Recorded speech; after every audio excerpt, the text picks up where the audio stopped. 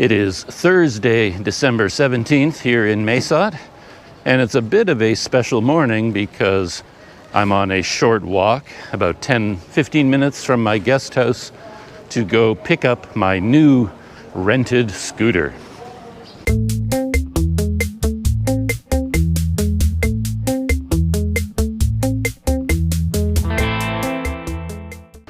I don't plan to film the actual renting process, the paperwork or whatever is involved. I will just go do that on my own, and then I'll check back in with you later when I have my scooter and I can show you what it looks like. I know it's kind of silly to make such a big deal out of renting a scooter, but for me, it is a big deal, and I get very excited about the small things in life. It's not just having the scooter and being able to drive around. It's the whole process I find interesting, all the little details. And I do plan on somehow mounting the GoPro on the front of the scooter from time to time, so I have to figure out a way to do that. All kinds of exciting projects in the works. I don't know if it has come up very often or if I've mentioned it at all, but I do have a fair amount of experience driving a scooter.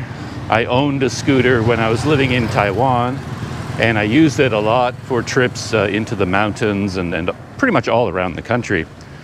And even if I went to places that were farther away in Taiwan and I didn't want to drive the scooter, I would take the train to some place south of Taipei, and then when I got there, I would rent a scooter. And on different occasions in the Philippines and recently in Myanmar and other places, I also rented scooters there. So driving a scooter is quite familiar to me, and renting one is also a familiar procedure. But still, I find it quite exciting. I'm interested to find out how it feels just psychologically to drive a scooter here in Mae Sot, because I've been walking everywhere. And lately, the walking has gotten more and more difficult for some reason. Like even walking down this street that I'm walking along now, it's been tough. The traffic is kind of chaotic, and I had to cross over some very weird intersections back there, and you never quite know where the traffic is coming from. So, yeah, walking has gotten stressful lately. And I'm wondering whether driving a scooter will actually feel like a bit of a relief, like, because it's sort of like that's what everyone here does. Nobody walks here. So by walking everywhere, I'm swimming against the current. I'm not doing what they do locally. And maybe that's why it ends up being somewhat stressful. And if I suddenly become a scooter guy, maybe I'll be swimming downstream along with everyone else and just being carried along by the current instead of fighting it all the time. So we'll see how that feels.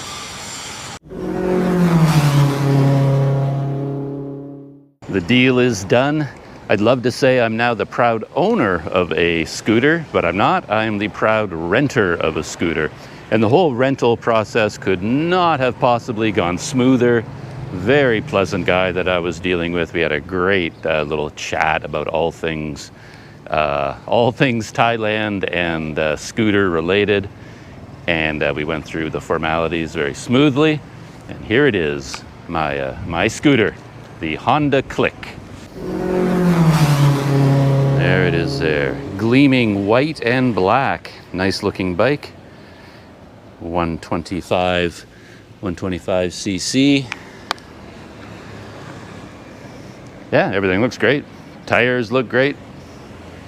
The brakes work absolutely fine. Starts up absolutely fine. Yeah, very, very, very pleased with it. One thing I'd like to figure out, of course, is how I can mount a GoPro on the front. And that isn't entirely obvious. because there are no edges of any kind to attach anything to.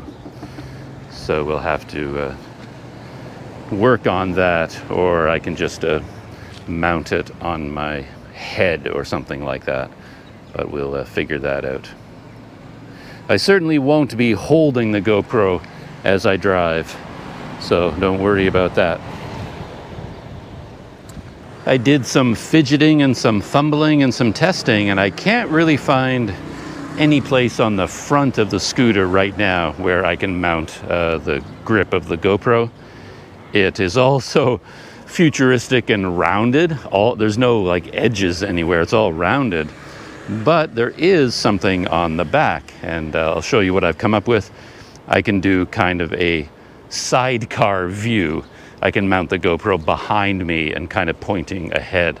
I'll show you what I've come up with. So, as I said, everything here at the front is just rounded. Everything is round. There's no edges that you can grip onto. I thought maybe even there's a little bit of a lip here, but it's way too narrow and rounded at the top. So I'm sure trying to mount the GoPro there, I might as well just say goodbye to the GoPro, because the clamp will eventually just pop right off. But when you come around to the back of the bike, you have this kind of mounting, I think people use that to tie luggage to. You know, you can put your bungee cords through there and stuff like that.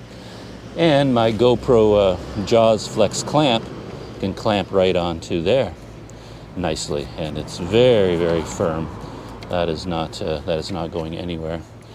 And then my camera will end up with this perspective right there, the looking ahead, and over here it'll be blocked by my back because I'm sitting on the scooter. But we'll see. You know, you get some view of the road ahead of me. But I'm going to try that out for now. I'm actually going to just leave from here and drive to the Chavi coffee shop just to test this perspective on the GoPro and to test the microphone. I want to see how it sounds as I'm driving. So let's clip this into place, and then let's get going. This is the helmet, by the way. I haven't even seen it. I have no idea what it looks like.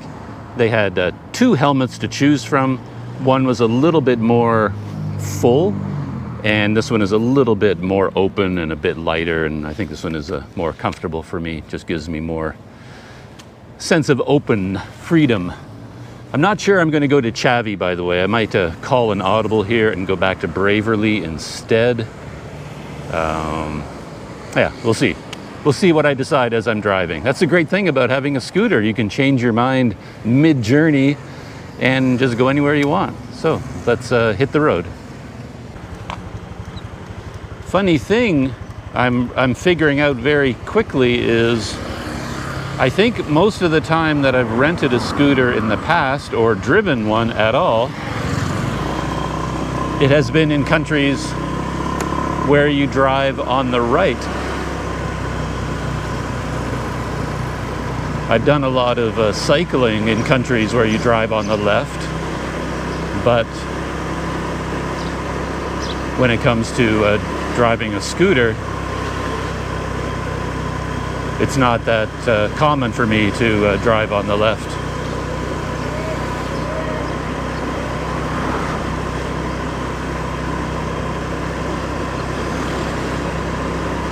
One thing I'm noticing about speaking is that I have a lot of wind in my ear right now because of the helmet being more open. So maybe a closed helmet would have been better, I don't know. But it doesn't really matter if I can hear myself or not. Matters is whether the microphone can hear it. They have quite a few roundabouts here in Mae Sot. You kind of have to get used to that.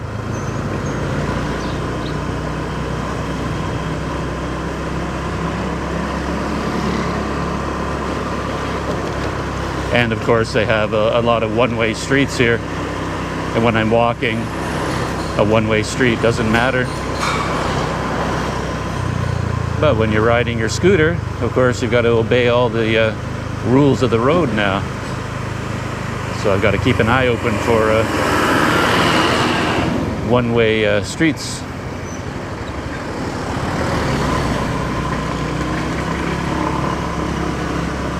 One advantage I have when it comes to driving a scooter and safety is that I'm a real grandmother on the road. I'm in no hurry to go anywhere, and I go very, very slowly. Okay, here we are, running into a one-way street already.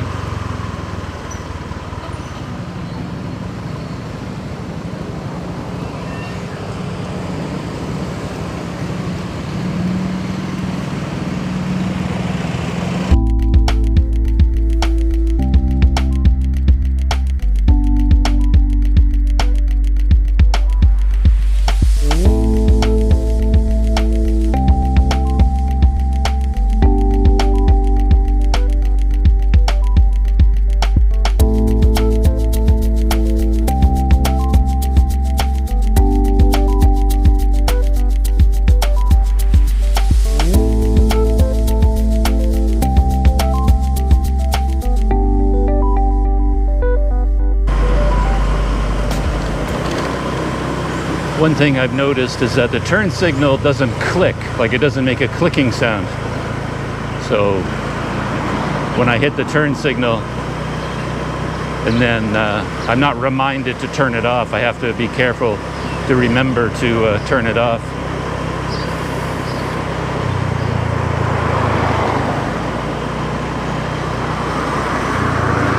And here we are coming up on Braverly.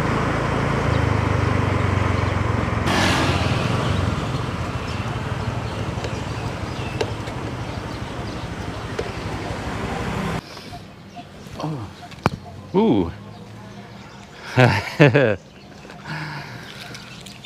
Well, that was a successful little journey. I can't tell you how much fun that was. Just that little ride was just so much fun. Now that I think about it, it's actually been quite a long time since I've been on a scooter. And I noticed one problem already. The Rode Wireless Go microphone that clips into the GoPro, it fell off because of the vibration.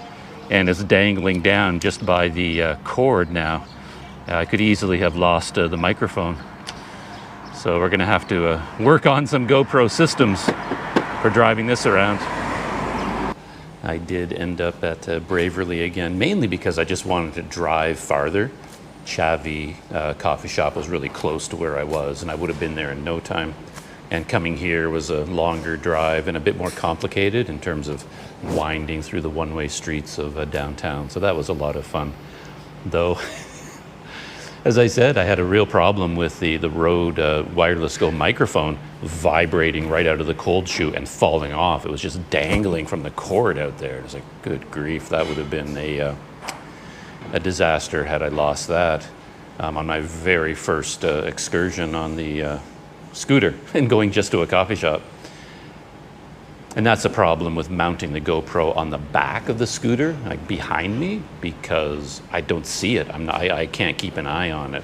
At least if it's ahead of me on the front of the scooter, then I can see what's going on. So I'm gonna have to think about that. And full disclosure of my idiocy. And it's also an indication of how we tend to do things on autopilot, like the physical actions we do in our life, just to do with our shoes and wallets and keys and closing doors, locking them, opening them. You know, 90% of that stuff, I think we're not even aware that we're doing it. We just sort of get used to the physical motion and then we do it without even being aware of what we're doing. And in this case, I parked here at Braverly and I was gonna walk in here and I still had the helmet on my head because I'm not used to having a helmet. So it's like, oh, for Pete's sake. Because I don't have that autopilot of get off the scooter, open the seat compartment, put the helmet in, you know. I don't have that rhythm yet. And then I went to open the compartment and I couldn't get it open. On my key ring, I had 2 keys And I didn't remember getting 2 keys with the scooter. To be honest, I didn't even remember the key at all because it was already in the ignition the entire time. But I had pulled it out, put it in my pocket, and then I thought, oh, helmet. So now I have to open the seat compartment. So I get the key out, and I've got 2 keys, a round one and a square one.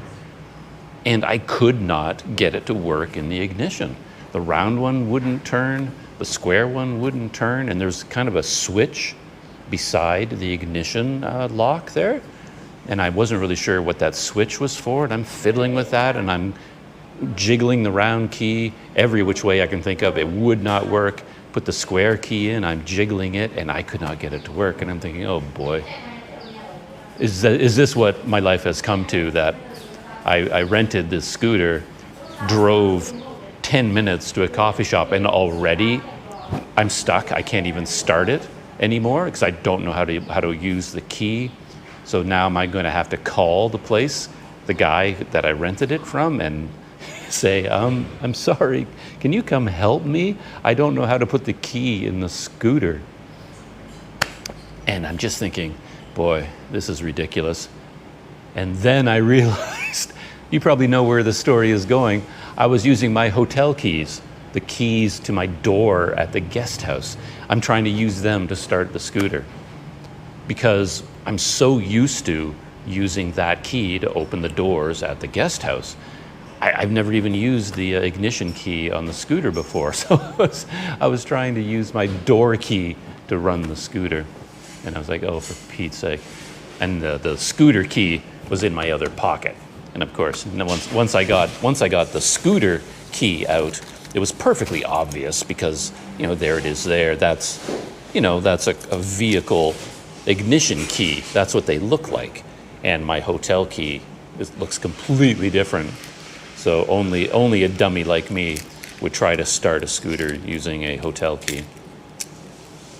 Anyway, that is my confessional story before I get my cafe latte. Ooh.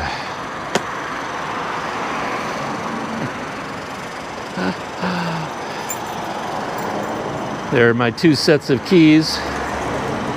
This one starts the scooter. These ones do not. Also, this one opens the seat so I can get my helmet.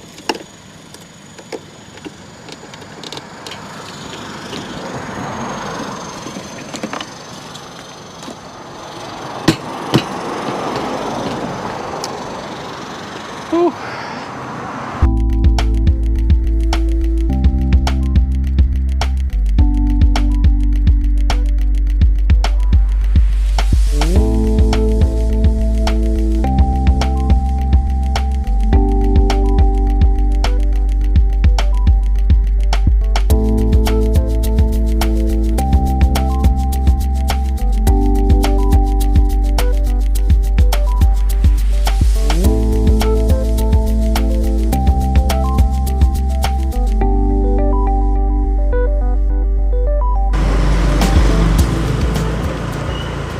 And we're coming up on the green guest house for the first time on a scooter instead of on foot. There it is right there. Turning right.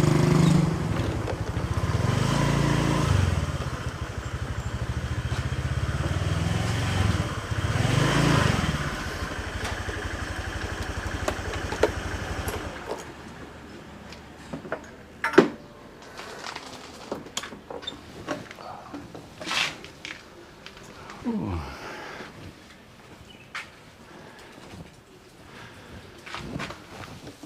Oh, and I guess that is it for today, for this little experimental video, picking up the scooter and going out for the first test ride. I figured out a way to tension the cord on the microphone so it was holding it in place, but I think I have to come up with something else for that. And here at the Green Guest House, they have a nice area for parking a scooter, and they keep the gate locked at night, so it's nice and secure in here in the parking lot. So I'm going to get out of the hot midday sun, head back into my room for a bit, and then maybe later on when it's cooler, I'll hop back on the scooter for another little test ride. And I guess tomorrow will be the first full adventure on the scooter. I'm going to look at Google Maps this afternoon, pick out a place to go to. Maybe I'll even head out to those the hot springs that were mentioned. What was it called? Mae Sot Hot Spring and Cave. Maybe I'll drive out there just as a little day trip for my new scooter. Yeah, I'll see you in the next video.